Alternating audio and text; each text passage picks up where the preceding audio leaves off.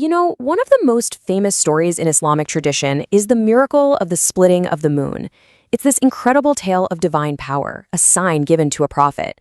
But what if the source of that story, the Quran itself, has been trying to tell us something completely different this whole time? Okay, let's really dive into this, because what we're about to uncover could fundamentally shift how you see this pivotal event. All right, so first, let's just recap the story we all know. The people of Mecca, they challenged Prophet Muhammad, right? They said, show us a sign, a miracle, to prove you're for real. And so in response, the story goes that God physically split the moon into two distinct pieces, right there in the night sky. And for centuries, this has been held up as one of the greatest miracles in Islamic history. But this is where it gets really interesting. What if that's not what the Quran is describing at all? What if the real story isn't about some massive celestial event, but about a profound shift happening right here on Earth? Something that's been hidden in plain sight within the very language of the scripture. So yeah, let's first acknowledge the traditional account, this story of a literal miracle in the sky. It's a powerful idea, a testament to prophetic authority, and it's all based on interpretations of the Quran and a few key narrations. But, this literal interpretation, it's always faced some really tough questions. And when you start pulling at those threads, some serious cracks begin to show in the traditional narrative. I mean, just think about it for a second. An event so massive it splits the moon in half, yet there are zero records of it from any other civilization on Earth. Not from the Chinese, the Indians, nobody. And the Quran itself says that major signs like this are supposed to be followed by immediate destruction, which obviously didn't happen.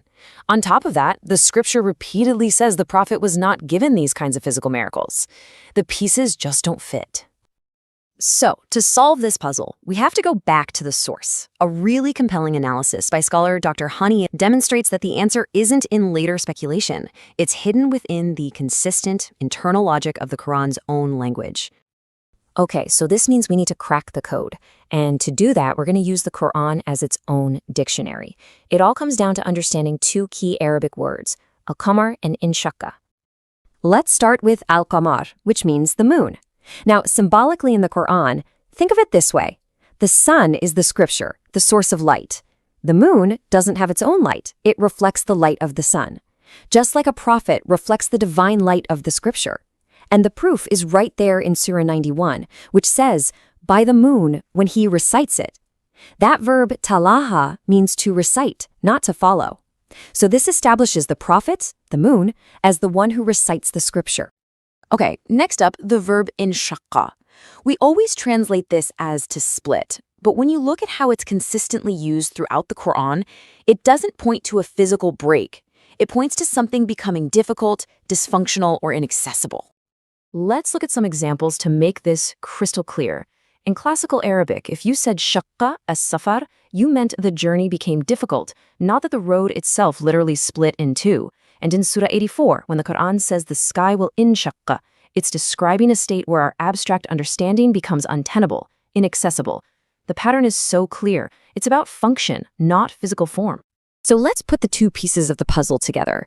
If al-qamar is the institution of prophethood, and inshaqqa means to become untenable or inoperative, then inshaqqa al-qamar means the institution of prophethood became untenable.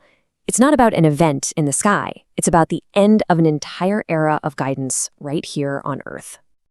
Now, you might be thinking, okay, that's a fascinating linguistic argument, but what about the narrations that describe the event with eyewitnesses? Well, hold on, because this is where it gets truly mind-blowing. This new linguistic key doesn't just reinterpret the Quranic verse. It unlocks the true meaning of the most famous narration that's always been used as proof for the physical miracle.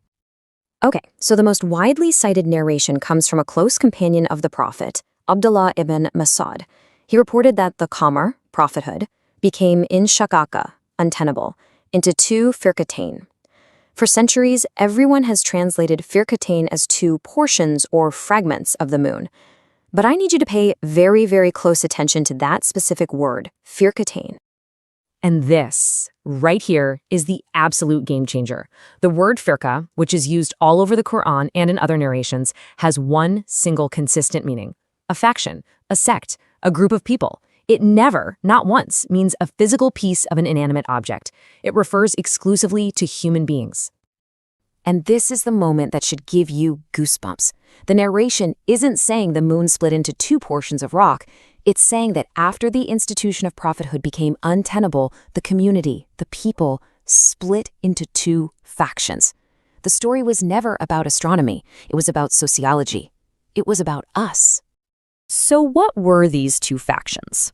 Well, Dr. Haney demonstrates that the narration is describing this fundamental split in the community's approach to faith. One group believed in engaging directly with the scripture themselves, but the other group, they insisted on appointing themselves as intermediaries, creating a clergy class to control the interpretation of the divine message for everybody else. Now, this whole reinterpretation isn't just some clever linguistic trick. It connects directly to one of the most fundamental concepts in Islam, the finality of prophethood.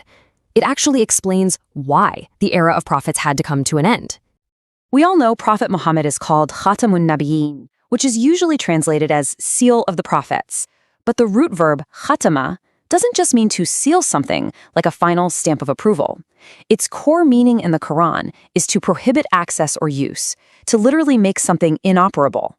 So Khatamun Nabiyyin really means the prohibition and expiration of prophethood itself as a way to get divine guidance.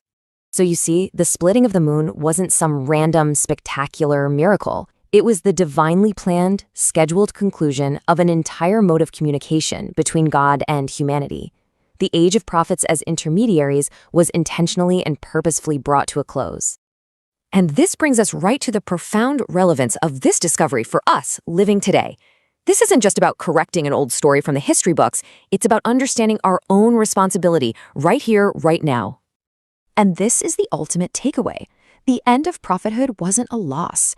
It wasn't God taking away guidance. It was an act of empowerment. It was an invitation for every single person to forge their own direct connection with the divine message without needing an intermediary to stand in the way. And so we're left with a really powerful question to think about. If the entire system of prophethood was concluded specifically to empower us, to give us the ability to seek guidance directly from the Quran, then why do so many today insist on limiting themselves to intermediaries and the understandings of people from the past? It's a question that really challenges us to rethink our own relationship with faith, with Scripture, and with God.